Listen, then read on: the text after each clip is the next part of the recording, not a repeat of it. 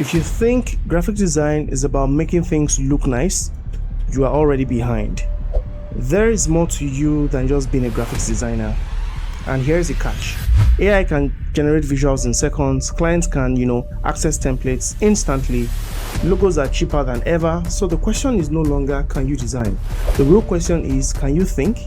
Because now, thinking is the real product.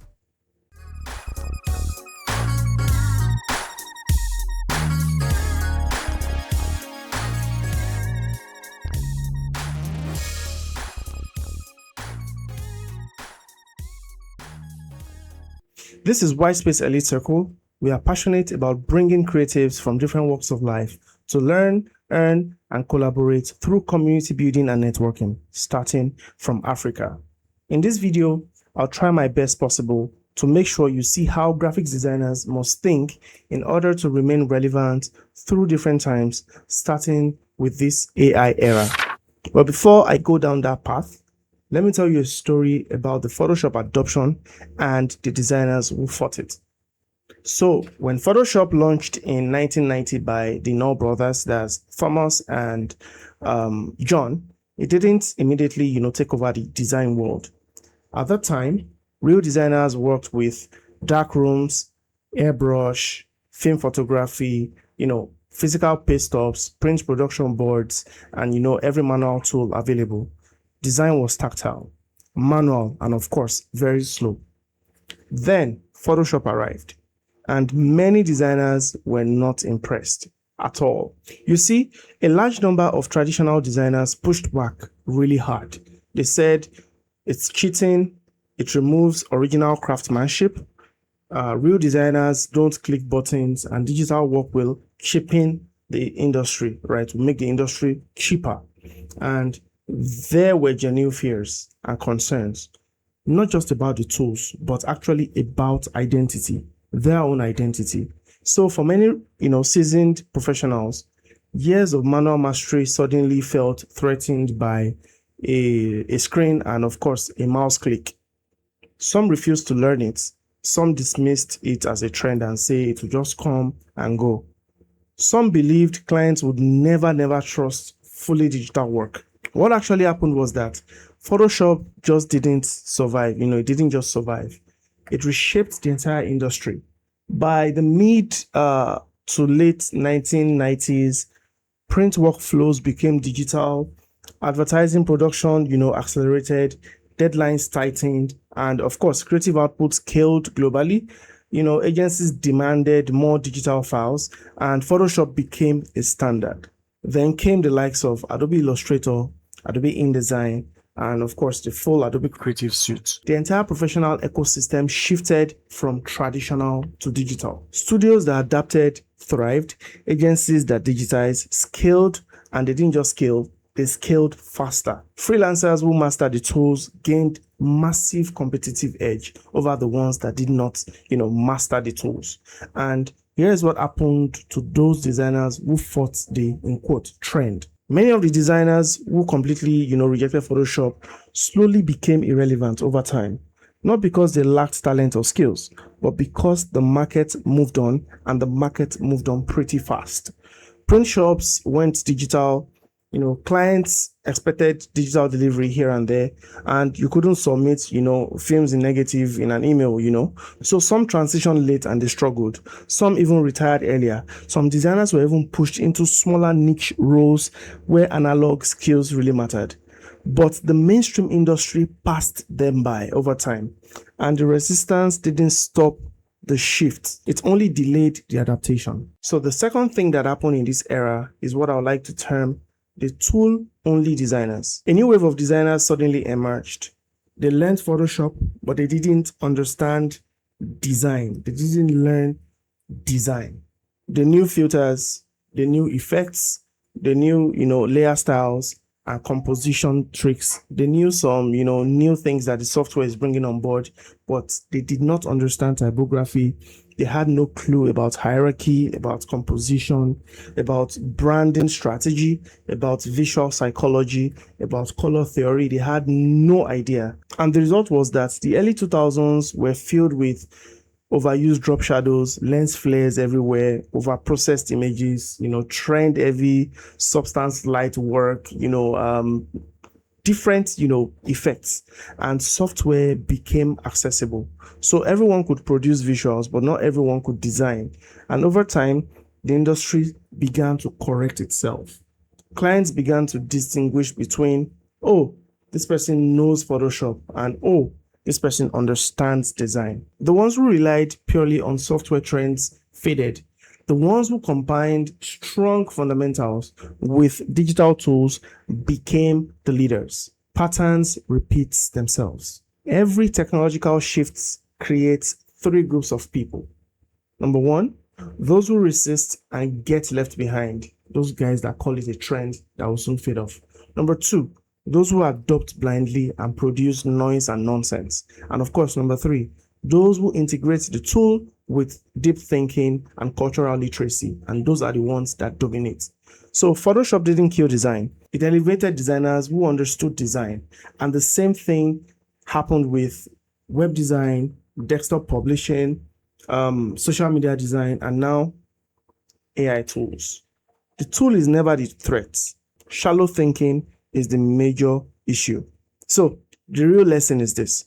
The designers who survived the Photoshop evolution weren't the most technical, honestly. They were the most adaptable.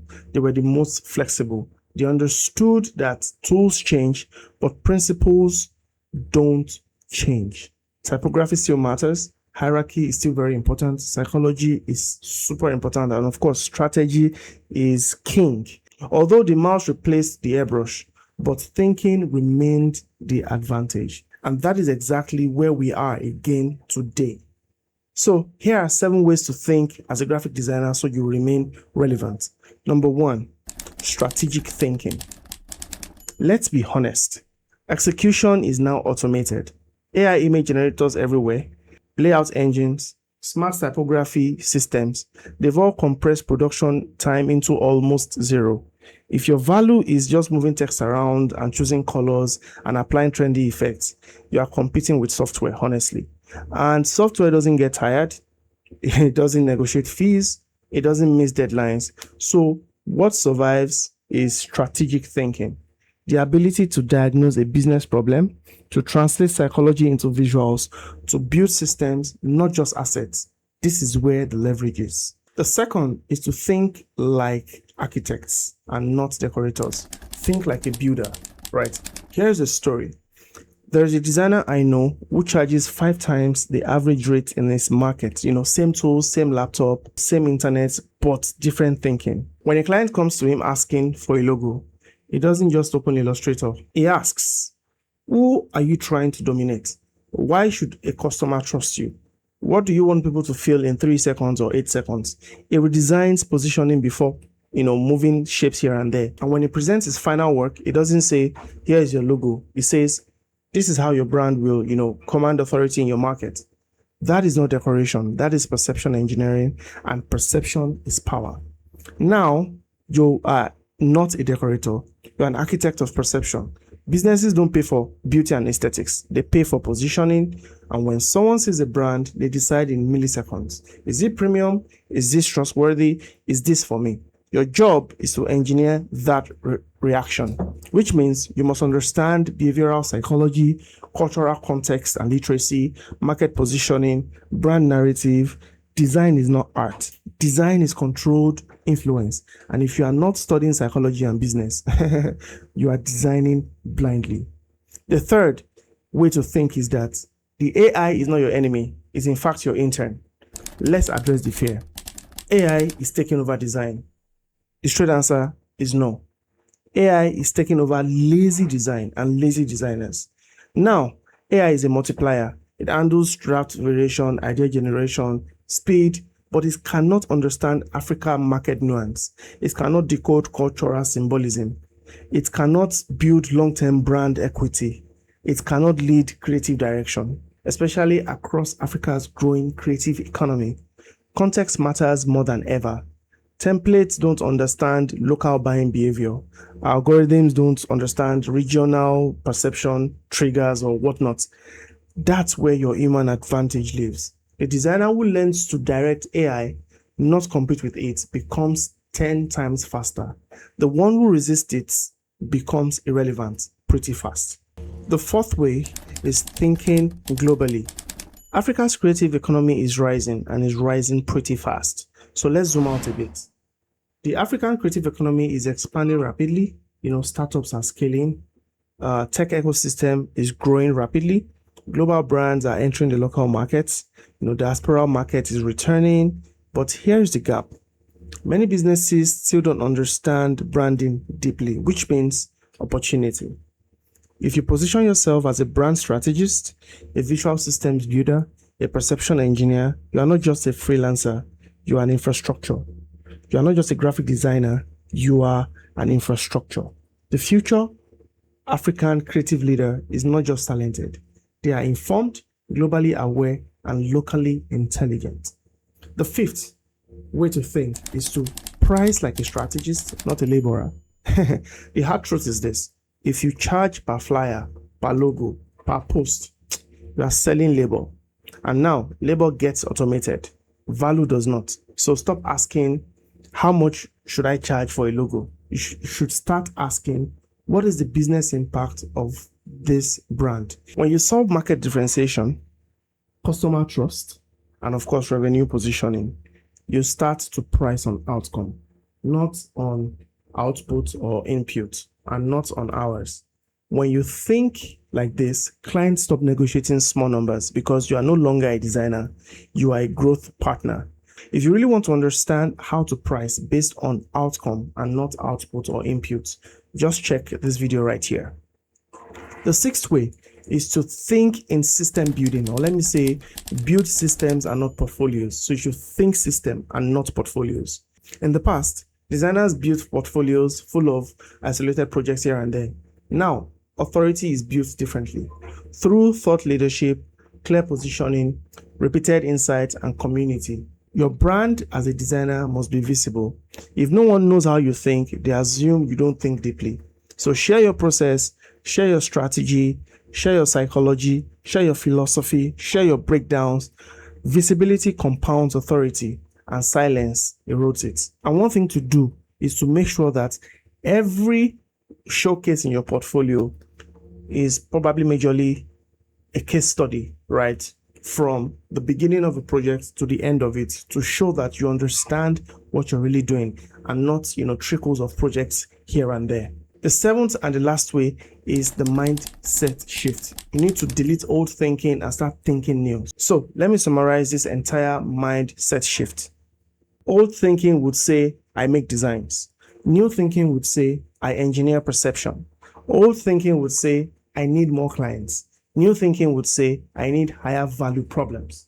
Old thinking would say, AI is competition. New thinking would say, AI is leverage. Old thinking would say, I charge for time. New thinking would say, I charge for impact or outcome. So here it is in closing. The designers who survive are not the most talented. They are the most strategic, not the fastest, but the most aware. Not the trendiest, but the most foundational. Design will survive any day, anytime. Surface level thinking will never. So the real question is, will you evolve with it, or will you be replaced by somebody else who did? The future does not belong to the most creative. It belongs to the most strategic, the most aware, the most intentional. And if this resonates with you, subscribe, because we are not just talking about design here. We are building the next generation of creative authority. See you in the next video.